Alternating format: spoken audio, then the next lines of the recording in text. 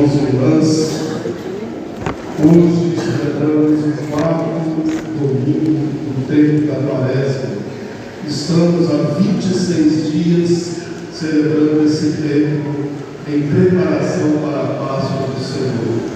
Um tempo que nos convida a rever a nossa vida, a nos converter, a voltar para Deus. Aonde nos encontramos, somos convidados a voltar para o Senhor. Vocês perceberam que o paramento que o padre está usando é rosáceo, rosa bem clarinho, que simboliza, queridos irmãos e irmãs, a alegria de celebrarmos as proximidades da Páscoa. Nós devemos nos alegrar. Daqui 15 dias estaremos celebrando o Domingo de Ramos. Daqui praticamente 20 dias estaremos celebrando a Páscoa, que é a festa mais importante para nós cristãos. Primeiro a Páscoa, depois o Natal. Esse domingo chama Domingo Letare. Letare é latim, significa alegrai-vos. É o domingo da alegria. Alegria por quê? Porque está próximo a Páscoa. Por isso que nós somos convidados a nos alegrar. E nesse domingo de hoje, queridos irmãos e irmãs, existe a alegria do povo judeu, que saiu, e quando saiu da escravidão, celebrou a Páscoa no Egito. Hoje, 40 anos depois, eles voltam a celebrar a Páscoa, acampados em Gilgal. Lá em Jericó, livres, celebraram a Páscoa. Livres, eles podem comer daquilo que eles plantaram e produziram. Eles não são mais escravos. Eles não precisam mais do maná. Eles precisam da presença de Deus no meio deles. A segunda leitura, queridos irmãos e irmãs, primeiro parte de uma premissa. A premissa é a seguinte: se alguém está em Cristo, é uma criatura nova. Vamos seguir o raciocínio. Se alguém está em Cristo, é uma criatura nova. Se você é uma criatura nova, você está em Cristo. Se você está em Cristo, você é uma criatura nova. A questão é: você é uma criatura nova? Você está em Cristo? Porque a premissa não deixa espaço para mentira, para dúvida, para desculpas. Ela é muito clara. Se existe uma condição, se eu estou em Cristo, eu sou uma criatura nova. E se eu sou uma criatura nova, eu estou em Cristo. É assim que deve ser a nossa relação com Deus. E ao mesmo tempo, São Paulo vai dizer que Deus se reconciliou conosco e nos fez embaixadores da sua misericórdia. O que significa isso, queridos irmãos? Dizer que todo aquele que está em Cristo, ele é um embaixador. Ele representa o Cristo aonde está, com a autoridade de Cristo. Nós não somos qualquer pessoa. Aonde nós estamos, dentro da nossa casa, no nosso ambiente de trabalho, no nosso ambiente do lazer, nós, estando em Cristo, nós somos seus embaixadores e devemos falar e agir com autoridade daqueles que acreditam, queridos iniciantes, queridos catecúmenos. Isso significa revestir-se da glória, isso significa iluminar-se e ser testemunha. Vocês estão aqui hoje para o segundo escrutínio do rito de iluminação. Para quê? O Evangelho do domingo do ano A vai dizer que Cristo libertou-nos da nossa cegueira. Hoje, no rito de hoje, o Cristo mesmo quer libertar vocês de toda a cegueira que o mundo produz, para que a gente possa ver o quê? A Ele. Ele que é a luz. Para quê? Para que nós sejamos luz. Então é muito importante, queridos irmãos e irmãs, que a gente possa compreender o que significa ser de Cristo, o que significa voltar para Cristo. E hoje nós lemos uma parábola no Santo Evangelho que todos nós conhecemos. Talvez você não se lembre, mas em algum momento da sua vida você já ouviu essa parábola. É mais conhecida entre nós como a parábola do filho pródigo. Poderíamos falar que é a parábola dos dois filhos perdidos. Como assim, Padre? Sim, o que foi para longe se perdeu, o que estava junto com o pai não encontrava-se como filho. Nós vamos refletir sobre isso daqui a pouco. Mas o mais certo, a forma mais certa da gente nomear essa parábola é a parábola do pai misericordioso, do pai que sentiu compaixão. Vocês sabem o que significa compaixão? Significa que a gente, o cristão, quando eu vejo uma situação limite, uma situação difícil, o cristão ele não pode ter dó.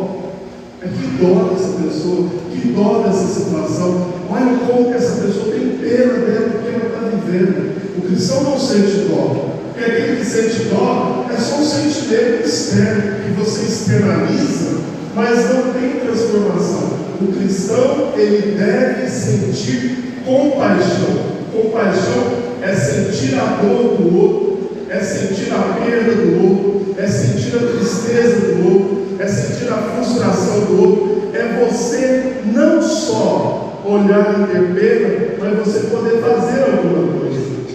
Na sua casa existe uma situação limite que precisa de um cuidado, de uma atenção. Não é simplesmente olhar para aquela situação, nossa, que dó, que pena, não. Eu tenho compaixão. Eu quero fazer alguma coisa para mudar essa situação. Isso é ser cristão. O cristão que sente pena, ele é tudo menos cristão. Por isso que a palavra de Deus é muito clara. E nosso Senhor, ele falando para... Olha como que começou o Santo Evangelho de hoje. O Evangelho começa dizendo que os publicanos e os pecadores aproximaram-se de Jesus para o escutar. Ai, meu Deus, como falta isso para a gente, né? Escutar o que Deus tem a nos dizer. A gente escuta tanta coisa, tantas pessoas, tanta bobagem, mas às vezes a gente não tem tempo para escutar aquele que quer falar ao nosso coração, aquele que nos conhece profundamente, aquele, queridos irmãos e irmãs, que é capaz de sanar toda a inquietude do nosso coração, toda dúvida do nosso coração, aquele que é capaz de nos dar esperança aonde já não existe. Por isso que a palavra de Deus diz: esperar contra toda esperança, mesmo onde não existe. O cristão é aquele que é chamado a esperar e acreditar. E junto com os publicanos e os pecadores estavam lá os fariseus e os mestres da lei. Mas eles estavam lá para escutar Jesus? Não. Eles estavam lá para criticar Jesus. E Jesus conta uma parábola de um pai que tinha dois filhos. Os dois filhos, desde o início eles começaram dizendo. Ele começou assim: o filho mais novo, ele chegou para o pai e pediu: pai, dá-me a parte da herança que me cabe. E na lei judaica, o filho primogênito, ele tinha o direito à maior parte da herança. O pai poderia dizer: mas filho, eu estou vivo, eu estou com vocês, tudo que é meu é teu. E ele vai dizer isso para o filho mais velho. Mas não, ele aceitou. É a liberdade que Deus nos dá, queridos irmãos e irmãs, queridos inicianos, queridos categóricos. Deus nos dá a liberdade para fazermos as nossas escolhas. E o pai dividiu.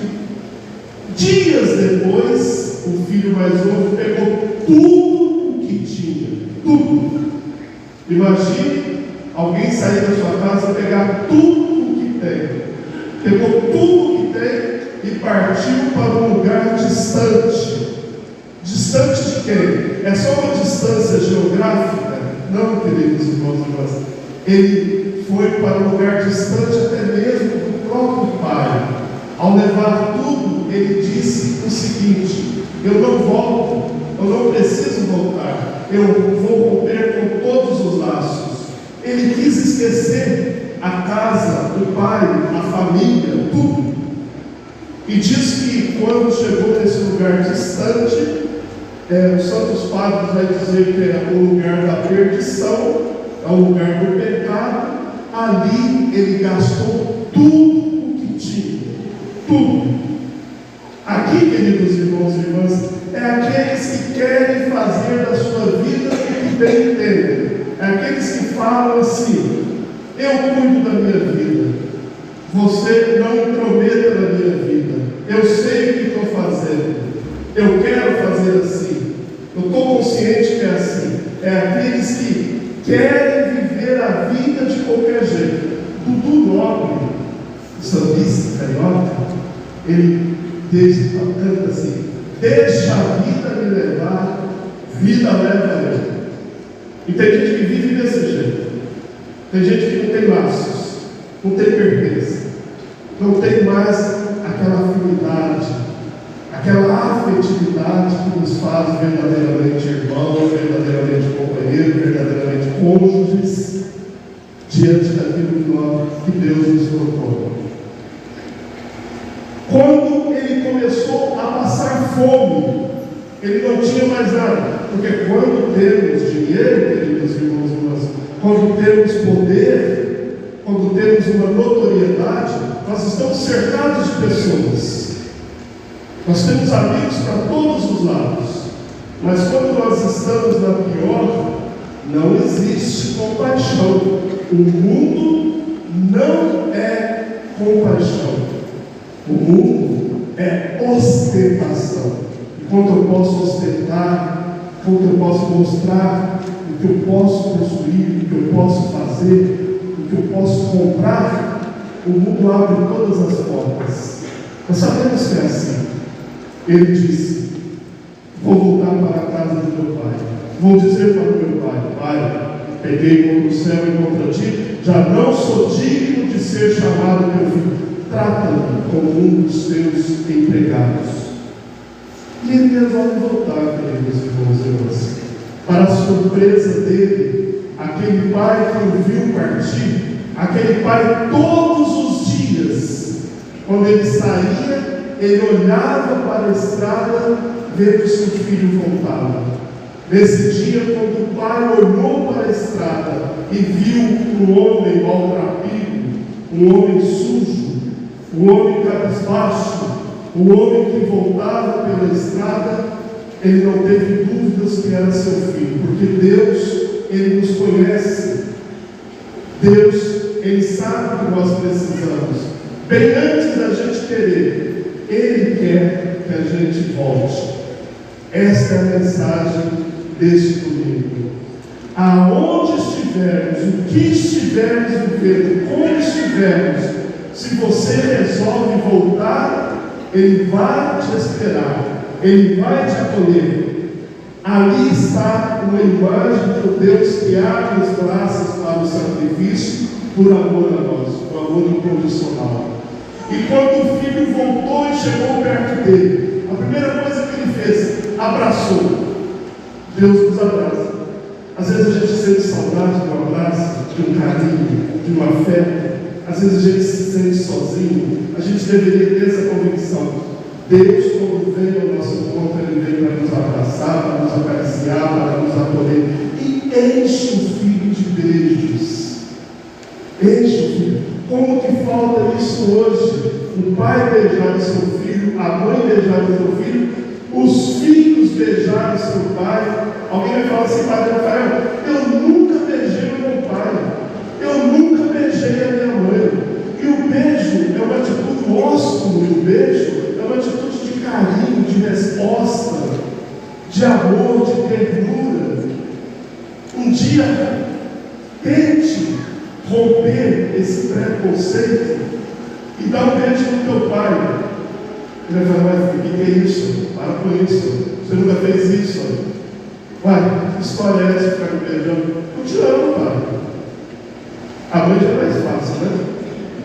Ele não enchia minha mãe de beijo.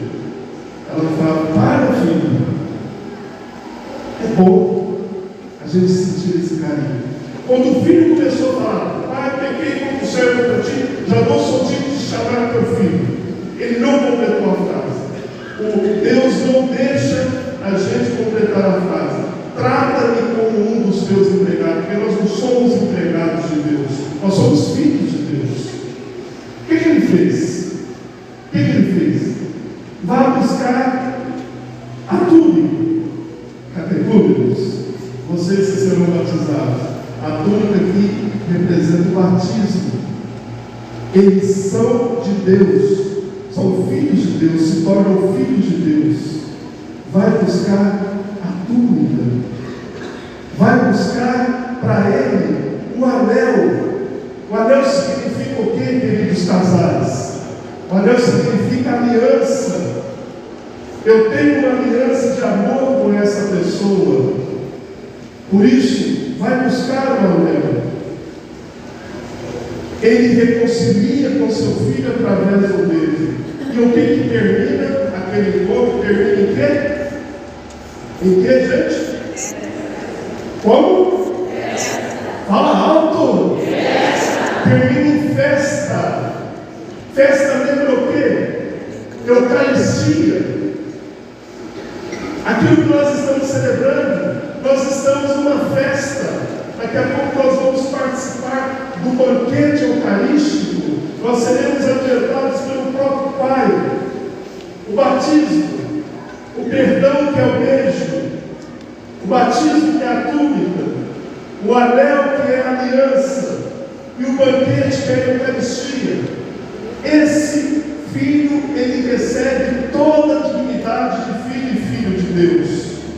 Aí entra o nosso outro lado, porque tem o nosso ego, o nosso superego, aí vai se manifestando.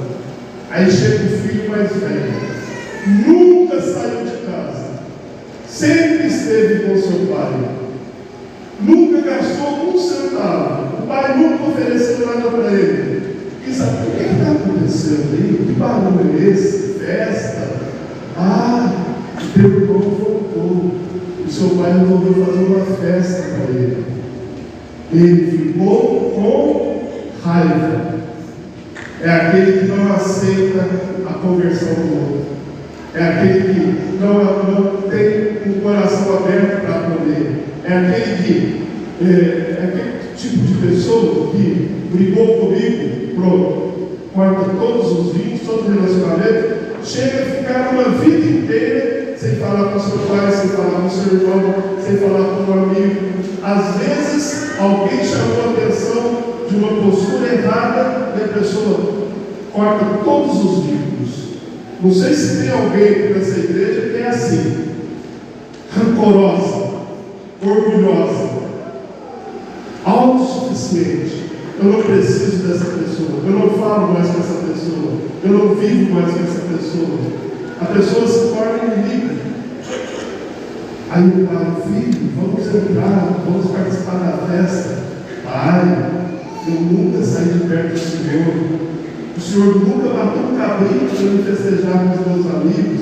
E esse teu filho, em momento algum, querido irmão e irmã, o filho mais velho chamou aquele homem de pai.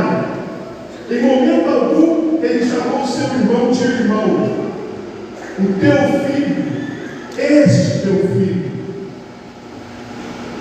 Aonde nos encontramos, queridos irmãos e irmãs?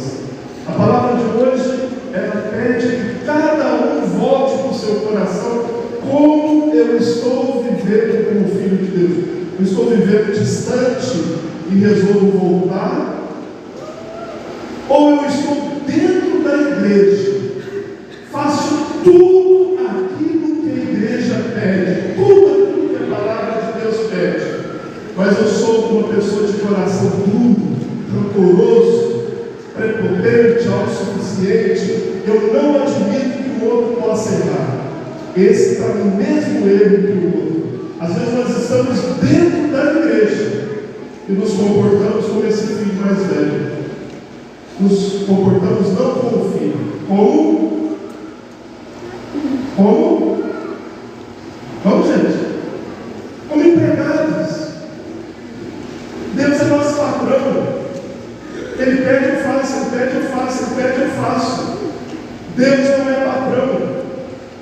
Deus é Pai.